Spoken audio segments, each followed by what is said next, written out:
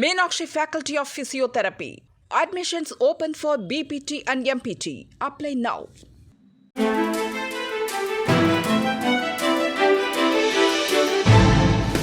தட்டை, சீடை, முறுக்கு, ரிப்பன் போகடா, அதிரசம் என்ன வேணாலும் செய்யுங்க. ஒரே ஒரு 5 லிட்டர் இதய மந்த்ரா கடல் எண்ணெய் பேக் ஒரு மாசம் முழுசுக்கும் அத்தனை சமையல் முடிச்சு விடலாம். இதய மந்த்ரா. தினமல நேயர்களுக்கு வணக்கம். வணக்கம். பாமகவில் மீண்டும் பிரச்சனை முடியவில்லையா? எல்லா பிரச்சனையும் முடிஞ்சதுன்னு நினைச்ச நிலையில வழக்கறிஞர் பாலு நீக்கப்பட்டு வழக்கறிஞர் கோபு நியமிக்கப்பட்டிருக்கிறார். என்ன நடக்கிறது? விவரங்களை பார்க்கலாம். 2026 சட்டமன்ற தேர்தலில் உங்களுக்கு எத்தனை சீட்டு, நமக்கு இவ்வளவு வேணுங்க அப்படின்னு சிபிஎம் கரார் காட்ட, நமக்கு அதெல்லாம் முக்கியமே இல்லைன்னு திருமாவளவன் மழுமழு பதில் சொல்லியிருக்கிறார். என்ன காரணம், என்ன பதில் தெரிந்து கொள்ளலாம். தாம்பரம் சானிட்டோரியம் அரசு காப்பகத்தில் 8ஆம் வகுப்பு மாணவிக்கு நடந்த கொடூரம். மற்ற மாணவிகளை பார்க்க வந்த பெற்றோர்களை பார்க்க விடாமல் தடை செய்யப்பட்டிருப்பது ஏன் என்கின்ற கேள்வி. பெற்றோர்கள் அலறாங்க. விவரங்களை பார்க்கலாம். 2026 சட்டமன்ற தேர்தலையும் நமக்கே சீட்டு கிடைக்கணும்னு அந்நியூர் சிவா அவர்கள் மீண்டும் பொன்முடிக்கு வெள்ளை கொடி காட்டுகிறார்.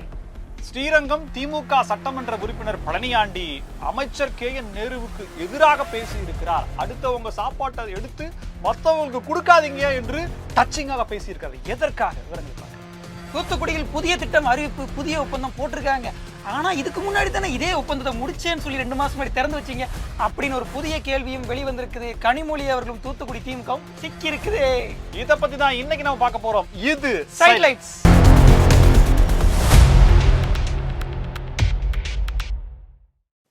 பாமகவில் இருக்கிற பிரச்சனை எல்லாம் முடிஞ்சு அண்ணனும் தம்பியுமா ஈருடல் ஓர் உயிரா, அப்பாவும் மகனுங்க என்ன அண்ணனும் மகனுமா, அது ஒரு ரைமிங்கா வரணும் அப்படின்னு. ஈருடல் ஓர் உயிரா, இருன்னு இணைந்த கைகளா ஈரு நடை போடுவாங்க. இந்த சீற்றம் குறையா சிங்கம் அதை மறந்துட்டீங்க. அதெல்லாம் போட்டுல எல்லாம் போட்டுல அந்த மாதிரி நடந்து வருவாங்கன்னு பார்த்தா மீண்டும் வழக்கறிஞர் அணியினுடைய தலைவராக இருந்த பாலு நீக்கம் பாமகவில் இருந்து சொல்லி மருத்துவர் ராமதாஸ் சொல்ல, அந்த இடத்துல அதே வழக்கறிஞர் கோபு அப்படின்ற நியமிச்சும் அவர் உத்தரவு போட்டிருக்காரு. காடுவெட்டி குருவினுடைய மறு உருவமாக இருந்தாரே பாலு, அவரே நீ வந்து பாத்தீங்களா எந்த அளவுக்கு பேசப்பட்டது. ஆனா இது என்ன மறுபடியும் எல்லாமே முடிஞ்சு போச்சுப்பா. சரி, ஓகே, கட்சியெல்லாம் வந்து அன்புமணி ராமதாஸ் பக்கம் தான் இருக்குது. இருந்தாலும் ஐயா மேல எல்லாருக்குமே மரியாதை இருக்குது.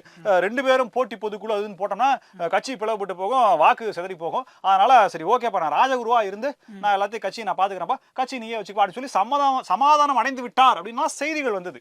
பார்த்தா சரி, அறிவிப்பு, அதிகாரப்பூர்வமான அறிவிப்பு டொனால்ட் ட்ரம்ப் அவர்கள் வெளியிடுவார் அப்படின்னு சொல்லி எதிர்பார்க்கப்பட்ட நிலையில அமித்ஷா சொல்லுவாருன்னு சொன்னாங்க. டொனால்ட் ட்ரம்ப் வரைக்கும் போயிட்டீங்களா? ஆனா இப்ப பார்த்தா மறுபடியும் பார்த்தா வழக்கறிஞர் பாலு கட்சியில இருந்து நீக்கம் அப்படின்ற மாதிரி தகவல் வருது.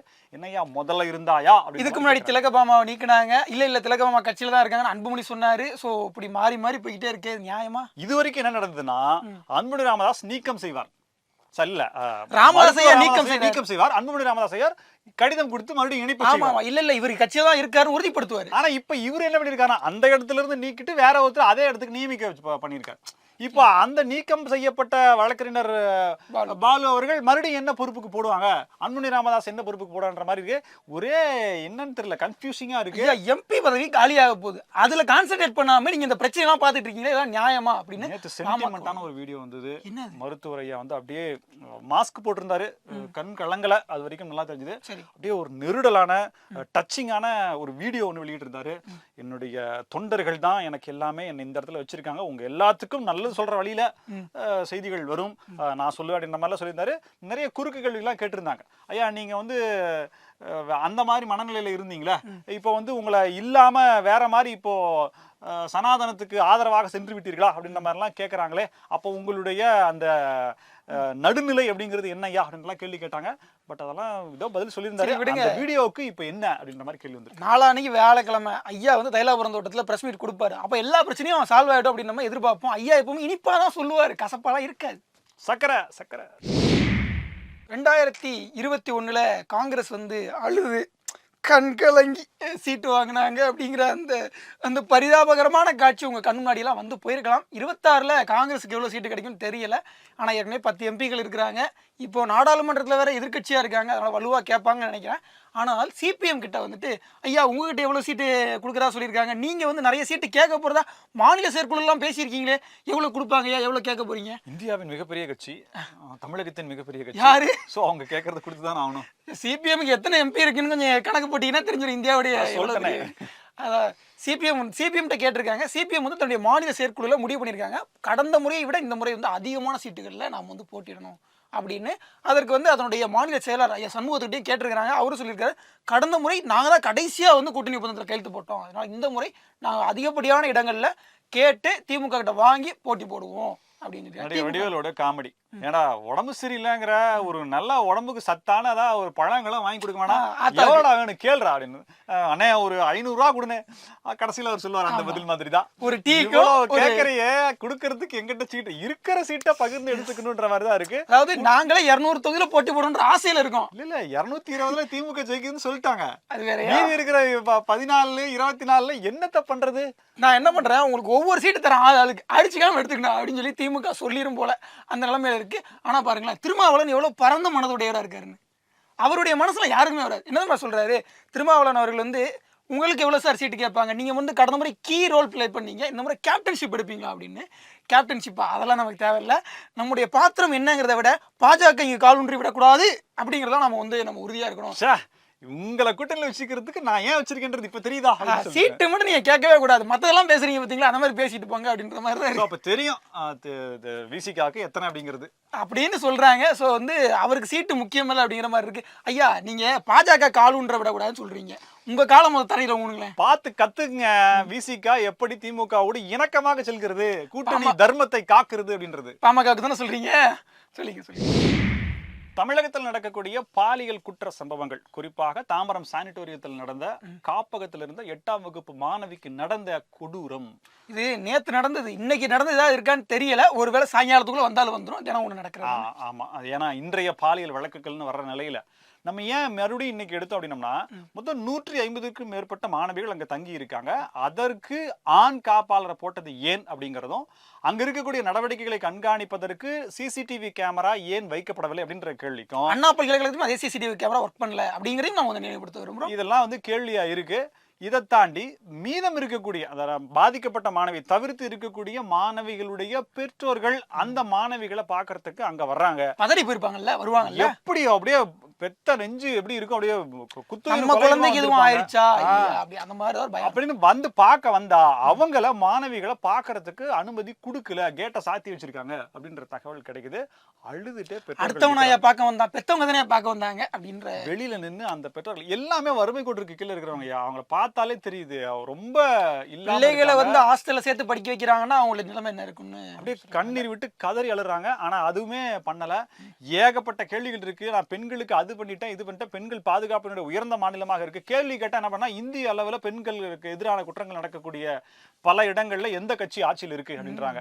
இங்க நடக்கிறதுக்கு பதில் சொல்லுங்கன்னா, அங்க முதல்ல நிறுத்த சொல்லுங்க, நான் நிறுத்துறேன்ற மாதிரி பதில சொல்றது பொறுப்பற்ற தன்மையாக பார்க்கப்படும் நிலையில இந்த நேரத்தில் இதுவும் அண்ணா பல்கலைக்கழக வழக்கு போல ஏதேனும் நிர்பந்தம் கொடுத்து, ஏதேனும் அழுத்தம் கொடுத்து, கட்சிகளுடைய அழுத்தத்தின் இணங்கிதான் உண்மை வெளிவருமா அப்படின்றதும். இதுல எடப்பாடி பழனிசாமி அவருடைய ஆட்சியில இது மாதிரியான சில மோசமான நிகழ்வுகள் நடந்திருக்கு, இல்லைன்னு யாரும் சொல்லல.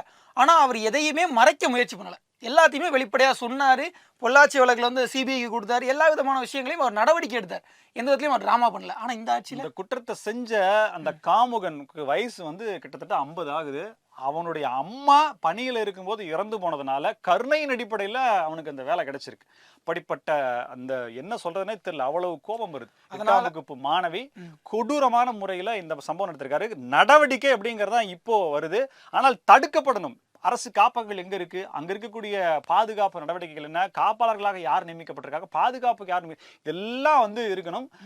பள்ளிக்கல்வித்துறை அமைச்சர் அவர் வந்து என்ன சொல்லுவார் அப்படின்றது, சமூக நலத்துறை அமைச்சர் கீதாஜீவன் என்ன சொல்லுவாங்கன்னு தெரியல. இவங்க 2 பேரையுமே மக்கள் இப்ப தேடிட்டு இருக்காங்க.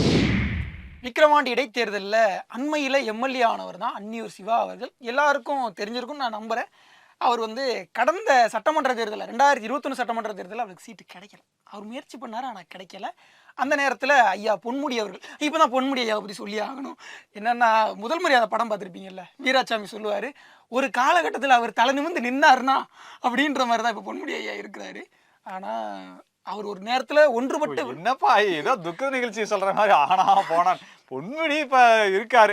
ஓகே. ஒன்றுபட்ட விழுப்புரம் திமுகவுக்கு மாவட்ட செயலரா இருந்தவர் இன்னைக்கு ஒரு பதவியில இல்லையேங்கிறது வருத்தமா. அதே போல ஒன்றுபட்ட திமுகல அவர் எவ்வளவு கோலோச்சினாரு அப்படிங்கறதும் இப்பவும் திமுக ஒன்றுபட்டதே இருக்கு. ஏன் ரைமிங்கா சொல்லி பார்த்தேன். சரி ரைட். இப்ப என்ன விழுப்புரம் தெற்கு மாவட்டத்தினுடைய மாவட்ட செயலராக அவருடைய மகன் கௌதம் சிகாமணி இருக்காரு. ஆனா என்னன்னா அவர் வந்து எம்பி பதவியில் இல்லை. அவருக்கு எம்பி சீட்டு கொடுக்க மாட்டேன்ட்டாங்க. அவருக்கு கட்சி பதவி போச்சு, அவர் மகனுக்கு எம்பி பதவி போச்சு, ரெண்டுமே கிடைக்கல. சரி, இப்போ அது பரவாயில்ல, தன்னுடைய விசுவாசியான புகழேந்தி தான் எம்எல்ஏவா இருக்காரு அப்படின்னு ஒரு தைரியத்தில் இருந்தா அவரும் உடல்நலக்குறைவால் மறைத்து விட்டார். அதுக்கு பிறகு அன்னியூர் சிவா வராரு. அவர் ஒரு காலகட்டத்தில் நம்ம பொன்முடி ஐயாவுக்கு எதிராக அரசியல் பண்ணிட்டு இருந்தாரு. இப்போ வேற வழி இல்லை, இப்போதைக்கு நம்ம மகன் வந்து மாவட்ட செயலர் ஆகியிருக்கிறதுனால அவருக்கு எல்லாம் பொறுப்பு இருக்கு, அவர் தான் இவரை ஜெயிக்க வச்சு ஆகணும்ன்ற ஒரு கட்டாயத்தினால ஜெயிக்க வச்சார். எல்லாம் இன்னும் 2-3 மாசம் தான். எல்லாம் தேர்தல் பணி ஆரம்பிச்சிருச்சு அப்படின்னா அவங்க இடத்துக்கு சரிசமமா வந்துருவாங்க. ஏன்னா அது திமுகவினுடைய வாடிக்கை. இப்போ அதுதான் பிரச்சனையா இருக்கு. 2026 அன்னியூர் சிவா தனக்கு எப்படி சீட் கிடைக்காம போயிடுமோ அப்படிங்கிற ஒரு பயத்துல இருக்கிறாரு. அதனால அமைச்சர் பொன்முடி அவர்களுக்கு ஒரு தூது விடுறாப்ல. என்ன அந்த கட்சியில வந்து எவ்வளவு நாளா வந்து அமைச்சர் வச்சிருந்தாரு, அமைச்சர் கூட நான் எவ்வளவு நாள் இருந்தேன், அமைச்சரை விட தள்ளி எவ்வளவு நாள் இருந்தேன், இது எல்லாருக்கும் தெரியும் அப்படின்னு ஒரு ஓப்பன் மேடையிலே பேசிட்டாரு. இப்படி சங்கடமான நிலையில ஆமா அப்படி பேசிட்டாரு. பேசுனது போக 2006 நான் கட்சி விட்டு போறேன்னு பலர் சொன்னாங்க. ஆனா அமைச்சர் மட்டும்தான் நீ கட்சியில இருன்னு சொன்னாரு.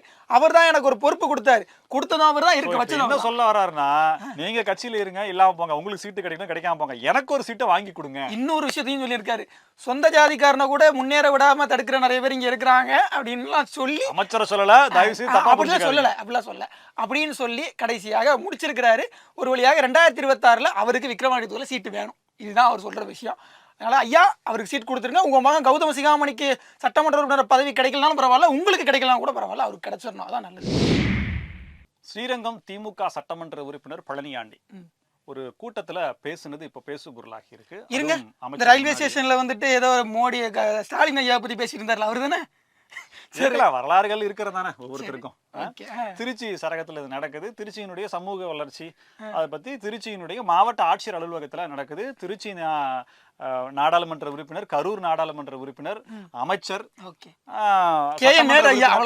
சட்டமன்ற, அதுதான் இங்க சொல்லணும், ஏன்னா பேசுனது அவர் தான், சட்டமன்ற உறுப்பினர், இப்படி எல்லாமே இருக்கும்போது திருச்சி மாவட்டம் ஸ்ரீரங்கம் தொகுதிக்குட்பட்ட கண்ணுடையான்பட்டி சமுத்திர பாலம் அப்படிங்கிறது சாங்ஷன் ஆகுது. இந்த திட்டம் அந்த இடத்துக்கு வருது. ஆனா அந்த இடத்த மண்ணச்சநல்லூருக்கு மாத்தி எடுத்துட்டு போயிட்டாங்க. அங்க பாலம் கட்டுறதுக்கு எடுத்துட்டு போயிட்டாங்க.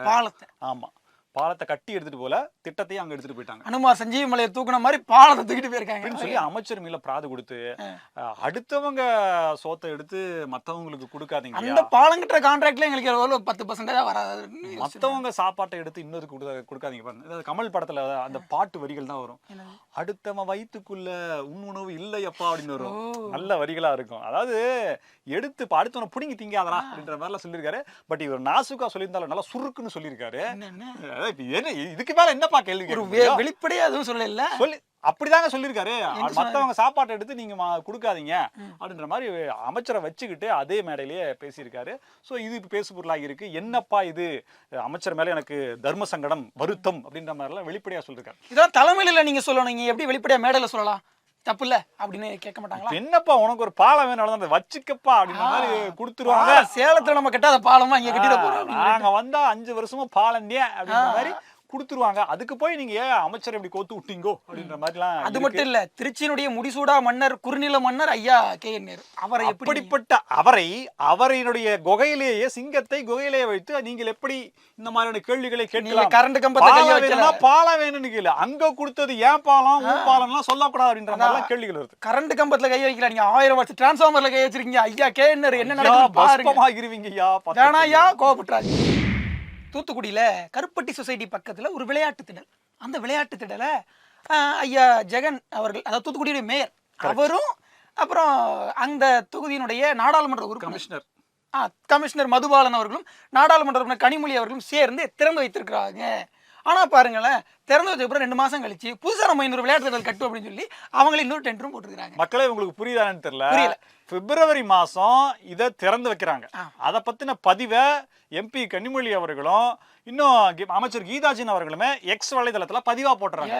ஆனா ஏப்ரல் மாசம் இதுக்கான டெண்டரை கோர்றாங்க. அதாவது தம்பி நீ மறுபடியா சொல்லு, நீங்க வீடியோவால திருப்பி அதாவது போட்டு பிரசவம் பார்த்ததுக்கு அப்புறமா குழந்தைய வந்து கருவுல உண்டாகுதுன்னு யாராவது சொன்னா நீங்க நம்புவீங்களா? அந்த மாதிரியான ஒரு வேலை நடந்திருக்கு.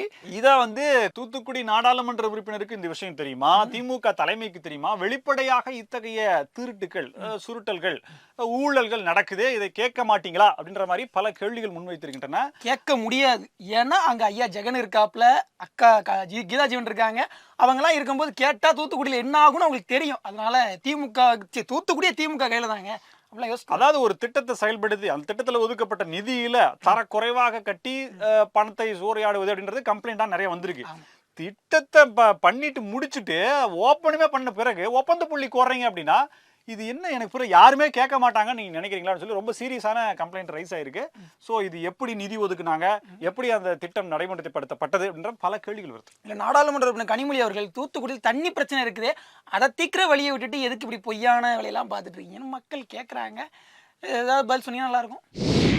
இதே போல பல புதிய தகவல்களோடு மீண்டும் உங்களை சந்திக்கிறோம். இது சைட்லைட்ஸ். நன்றி.